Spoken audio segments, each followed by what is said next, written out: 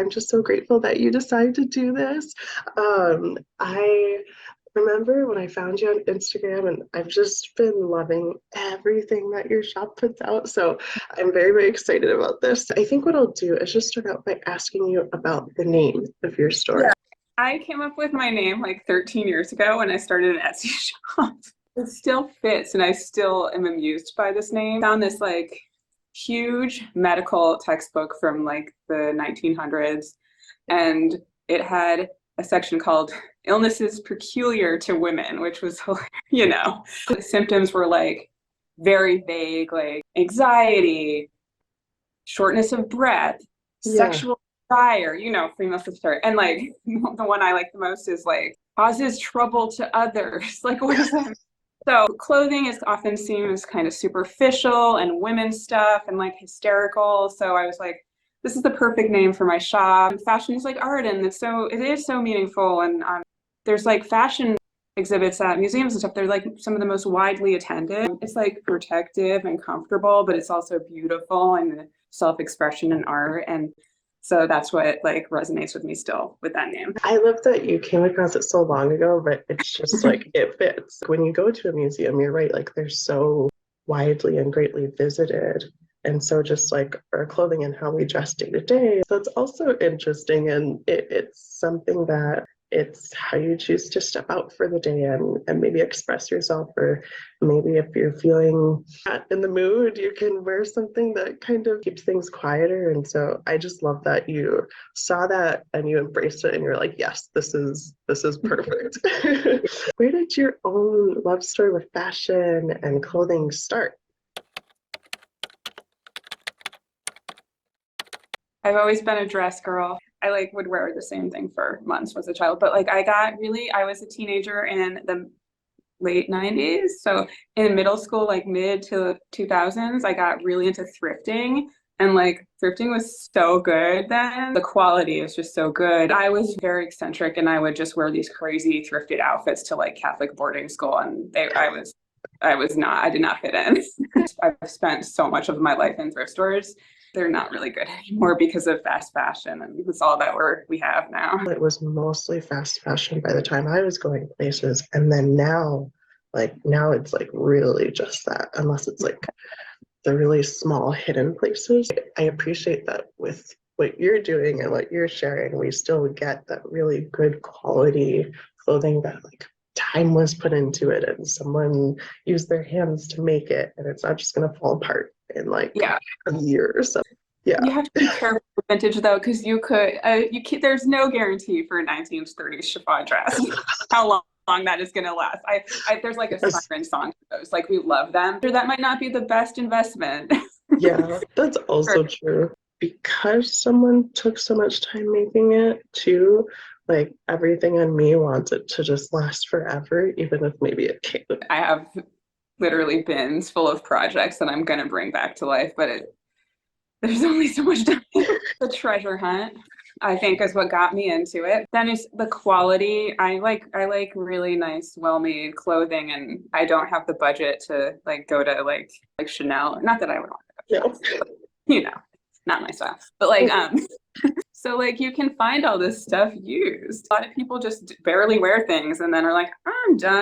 Like the Real is an amazing place to shop. Oh, yeah, it has my heart. I love it. Yeah. If there's something you want, you can just wait for it to come up on eBay or like another resale platform, and you can pay like a fraction of the price, Also, we don't want to like contribute to people making more clothing. Going back into your personal style, what era of fashion is most exciting for you? What are you most drawn to? My answer is I love them all, but like 'cause I like things from each decade. Personally, for me to wear, I love specific designers from the 70s to 90s.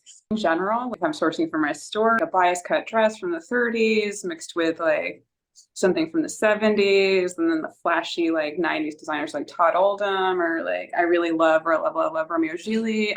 Just making it new. Like what I like about vintage is mixing eras and making something new. I don't like full period dressing. I like volume. So like opera coat from any time. Most like Marimekko, because they have these like brands, especially the 70s, like this huge floor length, like printed dresses. It's like art to wear, but you can put it in a washing machine. I love photography. I went to art school for painting.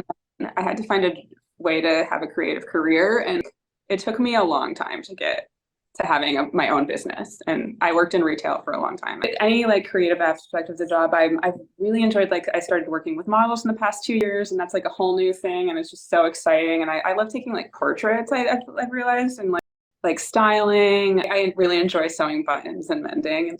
I know that might be weird to some people, but just the TV. I like handwork like that. If you would be able to share some of your favorite pieces from your collection, that'd be amazing. So I have like some of my favorite pieces, and then I did pull some shop things if we have time. But yeah. So we were talking about opera coats and Romeo and Juliet. Those both came up because that's all I talk about. So this is like the biggest splurge I've ever done for myself. It's 1989, 90, I think, winter Romeo and Juliet runway. It's an opera coat, and I have not worn it in Boston because Boston isn't ready for this coat. So it's green silk, and it's 2 different colors, and then it has a wool lining, and it's too heavy and big to be in my apartment, so it lives in my studio. It's silk with metal. So yeah, goodness, it's so gorgeous. Yeah, I agree. I don't think Boston's ready yet. They will be, but not yet. Maybe one day. Yeah. This is a dress I just got. Like I've been begging one of my friends to sell it to me for years. I'm not this obsessive. Actually, I might be. So this real fishnet. The company is called Cape Cod Fishnet. It's from the 30s. It's just this like 30s like dress with the balloon sleeves, and it's pale pink net. The label's really cool. That's the thing I'm never gonna sell. No, don't let anyone take it. No, because I live in Boston. I've lived in New England my whole life, and so I just love the history of it. Like there was a whole huge business of making clothing out of fishnet in Truro, Massachusetts in the 30s. I found this unlabeled dress at Buffalo Exchange in Manhattan a few years ago, and I like immediately knew what it was. Like 1950s, early 60s Dior couture, and it was like $50, and I was just like, okay, I'm gonna be taking this.